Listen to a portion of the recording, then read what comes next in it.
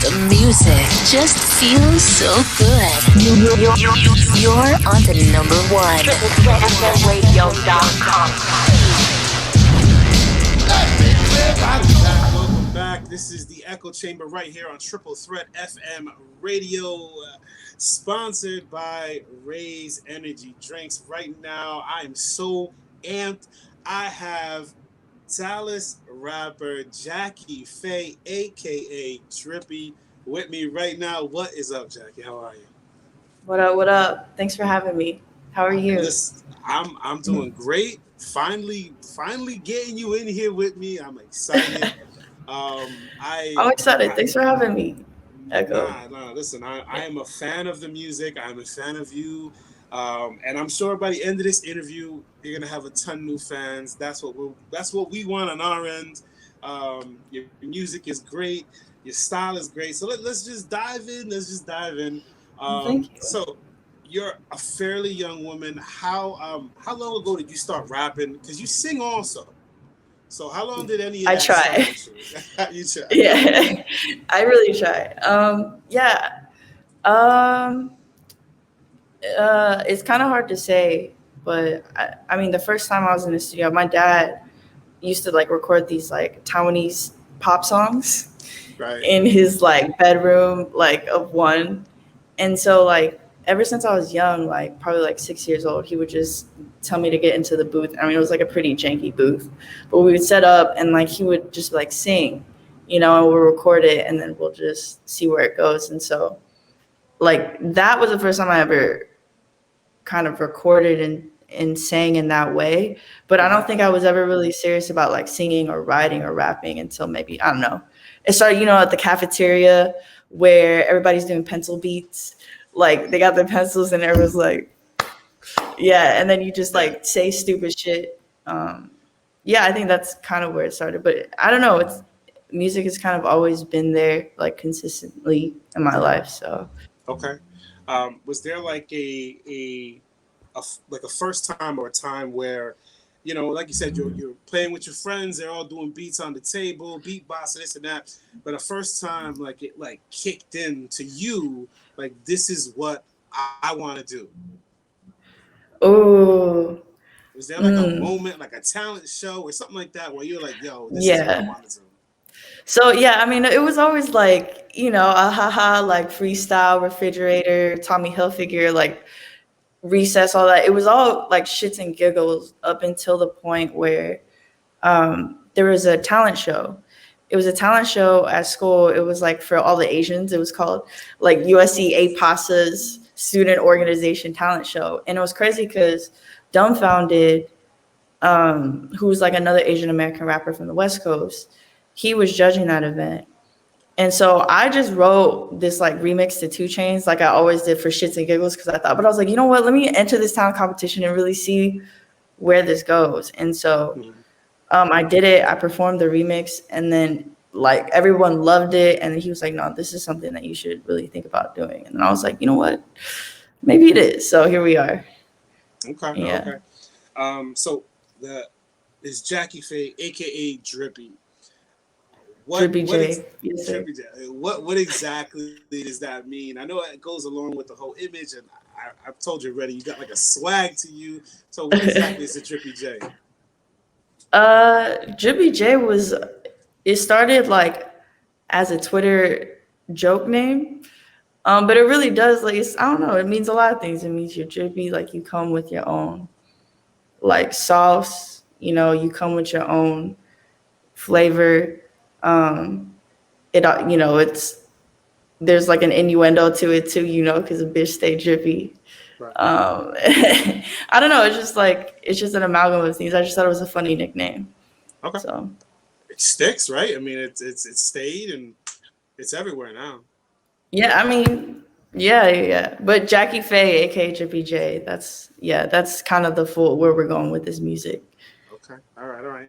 Mm-hmm. All right, so let's talk about the music because you have all these different styles. You got like Ling Ling, you got Right Place, Wrong Time, Cherry Bomb, Jackie Faye Adventures, and then Gray Skies. I mean, they're like all over the place, like all these different Yeah. styles, all these different swags. Like, so let's talk about Jackie Faye Adventures, because I just that I mean, it's just like you can't not bounce to that track. You know what I'm saying? Yeah. So, Thank you.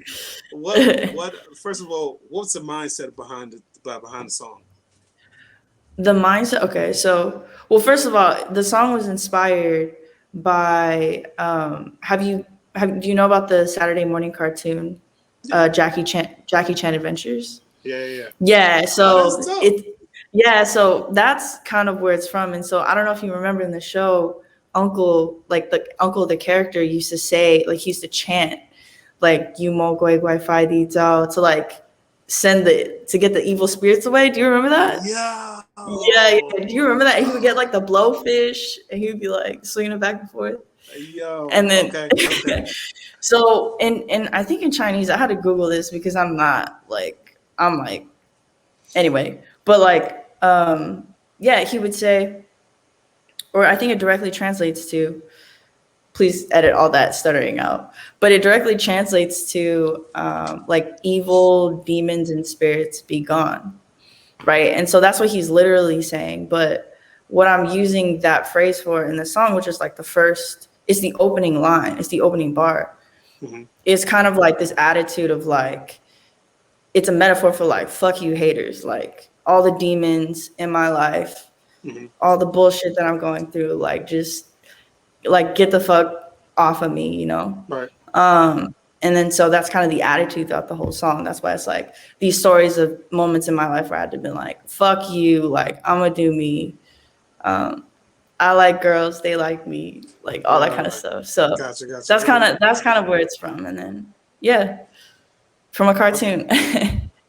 Hey, that's a good cartoon. That's a good cartoon to go off of. Yeah. How long did it take you to write the track? Uh not when I had the idea for a while, but like when I actually like put pen to paper, it didn't take me that long. Maybe like a couple days. A Mm-hmm. couple days. Okay.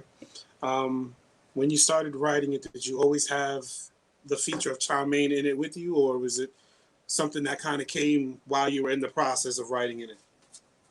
Oh no, I had Chow Mein in mind because I met Chow through like another recording studio session, and in that session it was funny because I never met this guy before, and we were recording, we were just writing verses, and he was like, "My dick long and yellow like this school bus," and I was like, who is this kid, right? And so I was like, I have to work with this kid. And then when I finished my verse on the song, I was like, there's only one person I feel like that would sound good on this, Right. who would sound really cool. So I reached out, and he was like, yeah, I'm down. Okay. Mm-hmm. The imagery on the videos, like you're in a shopping cart and you're grabbing stuff, and like, so who came up with that idea of all the different places that you were at, the different outfit changes, I mean everything. Oh man, yeah. So those places were like places in Dallas that I wanted to showcase. I really wanted like one of the characters to be like Dallas, if you will, because I feel like not a lot of people get to see like what Asian people are up to anywhere, but really in Dallas. So, but the director Nanako and Yuito, they're amazing. They're the ones who shot it like that. And I told them like, what if we shoot, inside like an Asian supermarket in Dallas, And so they were like, okay, cool. So we sort of came up with the locations together, and then the outfits, yeah, that's me and my sister. So we just, we just got a bunch of, and we're like, all right, what looks good? And I sort of like put together, okay, no, these are the ones that I want to wear. I think this will look good, this location. So it was really just like a ragtag team of people that came together. I mean, the video is dope, and I just checked, it has over 11,000 views in what, 2 weeks? 2 weeks since you dropped the video. That's pretty dope. Thank you. I'm pretty excited too. I didn't think it would get that many, but here we are. So yeah, exactly. All right, so what's next? Like, are you working on another single? Are you working on an EP, a full album? Or what's next for Jackie when it comes to her music? So yeah, I mean we got a little some singles, an EP perhaps. But right now, I feel like I'm still in that stage. I'm trying to get people to like figure out who I am. So maybe like single and EP, definitely want to do an album, but definitely not in album mode right now. I feel like I got to work my way up to it. Yeah. Gotcha. Okay. I've noticed that a lot in the biz now, where in my time, when I was putting out music and when I was doing my own music, everything was about the album. Everything was about putting the full album out and going with it. And nowadays, it's the singles. Everyone's dropping singles, and they're keeping themselves relevant in the game by dropping these little singles here and there, keeping people coming back and all that kind of stuff. So, I applaud you on that. Okay, so what are some artists that you would love, like, absolutely go bonkers for to collab with? There's a lot. 2 Chainz, one of them. I would love to work with 2 Chainz. I would just like to be in his presence in the studio and see what that's like. Gotcha. Like, legit figure out how he comes up with the shit up in the studio. Erykah Badu would be amazing because she's also from Dallas. I love her so much. Okay. Solange, another Texan. But with Solange too, it's not just like music, it's like the video stuff and all the visuals and crazy creative direction she does too. Gotcha.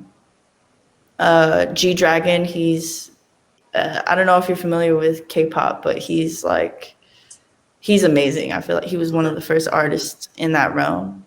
Gotcha. Yeah, and then like plenty of new folks too. So I mean, there's a huge list, but those are the main. T-Pain, maybe. Okay, all right. You're dropping some good names there. I like it. Up to date, what's been like your biggest professional moment?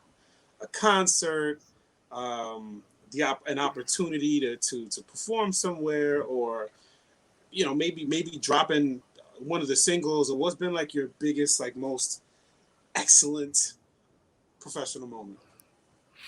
That's a good question. Let me think. I think probably booking like the live stream events. I feel like so far, like, because the pandemic hit and no one knew how like music was gonna operate in terms of getting like your music out to people and live performances, that was all gone. But then all of a sudden there were like new platforms like Twitch and live stream, and the artists were really able to like take what essentially anything that we had and like still figure out a way to like showcase live music, Right.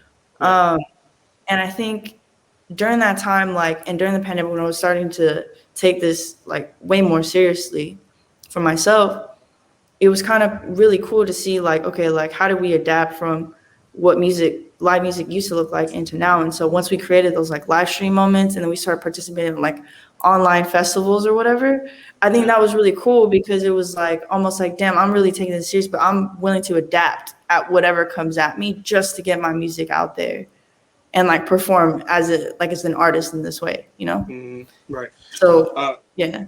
So I saw you did two ones, right? You did 2 live events that I saw on your Instagram. One was the Something Closet. Was that one of them? Yeah, Joy Ruckus Club. I think Joy Ruckus Club. Yeah, Closet. Whatever's close. And then one for this Australian like nonprofit. What was the one that you were singing? There was a Gray Skies clip. Was it blue or was it pink? It was pink. It was pink. So that was at the Chow Studio. Shout out to the Chow Studio. Okay. Triple D 214. You know what it is. So the Chow Studio is my sister's hair salon. Oh, okay. She's the one who does my hair. She takes care of me, and she's an amazing barber. Right. So gentlemen, you can get faded at the Chow Studio. And so anyway, so like that was her. Yeah, that's her salon. And so I told her, I was like, hey, I have this like really unique opportunity to perform on this like online Asian festival, whatever. And she was like, okay, why don't we film it at the studio and we can see what we do? So we got like disco balls and we set up that whole thing. Mm-hmm. And yeah, that was kind of it. It's dope. Well, thanks. I don't know if I was answering any question there, but no, it's all good. I just wanted to know what was some of the live events that you had done. Oh yeah, my bad. Yeah, it was Joy Ruckus Club in that one. Yeah. Right. Okay. What's like one thing that when somebody looks at you, like you're able to like prove them wrong when you start spitting or singing? Like, what's one thing that they kind of assume, like, okay, this girl right in front of me, and she looks a certain way, she dresses a certain way, and then it's like, then you start to perform. Yeah. It feels kind of amazing, actually. Just to be like, or just to prove in a very specific way that you're not anything close to what people think you are, because they can't even imagine that I would be somebody like this. You know what I mean? Like, one, because there's not like representation. It's not like there's very many other like Asian rappers, let alone Asian female rappers, right. Asian American female rappers, right? The world gets smaller and smaller. So I think it's really cool that I can challenge the idea of challenge the expectation that people would have of me just because I look like what I look like on the outside. Right. I'm almost like expanding their imagination. When I see that, when I'm performing, it's like I can see that instantly. Like I can see that change happening. So it's really cool. Gotcha. Yeah. Do you feel like added pressure to that you're able to do something like this, where you're proving people wrong, or you're showing people don't judge the book by its cover? Do you feel the pressure when it comes to that? Yeah, I think so, but not in a way, hopefully, that's like it's like, I'm sure as like a minority man, you can understand that like sometimes it's like you feel pressure to represent like all these things because there's not many. So there's like that kind of pressure, I feel like. But yeah, I would say there's definitely like at least some pressure on myself to just try and get it right, Gotcha. Not just for me, but for the people for everybody else, Gotcha. I understand. That's awesome. All right. Okay, so people they heard Gray Skies already. They're about to hear Jackie Faye Adventures. They kind of got a little bit of glimpse of you, because there's so many layers. They're going to have to dive deep into your social media and all that kind of stuff. So how can they find you? Yeah, my Instagram is mostly where I'm at God Jackie, TikTok at God Jackie. That's GOTJACKIE. Yeah, and I'm on YouTube too. That's where a lot of I record a lot of live streams. I put up the live streams there. I put up the music videos, so those are cool. Check them out. And yeah, that's really it. All right. And then if somebody wants to book you or anything like that, what's the easiest, best way for them to contact you? Oh, Instagram, email. It's on my Instagram at GotJackie. Or my manager's on there too. And yeah, check out my Spotify too. I didn't even put my music is up on my Spotify and SoundCloud. It's also available on iTunes. Go support. Go buy. You know what I'm saying? Exactly. Yeah. Thank you. All right. So, do you have any shout outs? Anybody you want to shout out? Go down the line. The whole team. Hit them up. Well, shout out to my manager Ashley. She's amazing.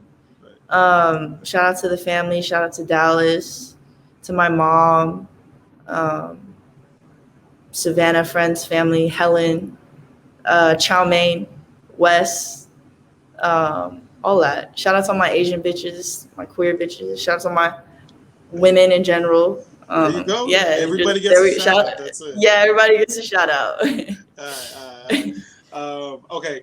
And the last question: what's the biggest piece of advice that you've been given that you kind of filter through every one of your decisions in life? Like something, whether it's something traditional that's been handed down through your culture, through your family, to your, something professionally you got from somebody that, you idolize. Like, what's a piece of advice that it's like everything you do, every decision you make goes through that?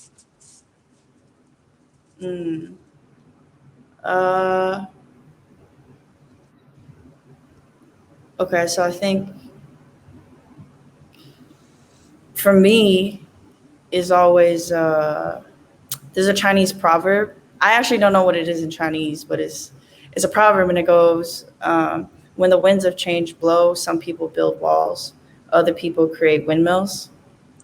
So it means like, things are always going to change. It's just about how you figure it out and what you're willing to do or not willing to do, but how you adapt to that change. How you adapt to it? Yeah. Yeah. Okay. So. All right. Yeah.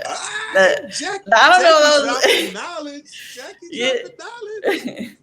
Confucius says. So, Jackie, thank you so much. I appreciate your time for real, man. Thank you so much. So, what's gonna happen now? My pleasure. I'm gonna shut up, and I want you to introduce your song, and that's really it. So, take it over. Go ahead. Yeah. All right. So you're about to hear Jackie Faye Adventures featuring Chow Mein, out everywhere now. Check out the music video on YouTube. Yumo Gwagai Fadita. Let's get it.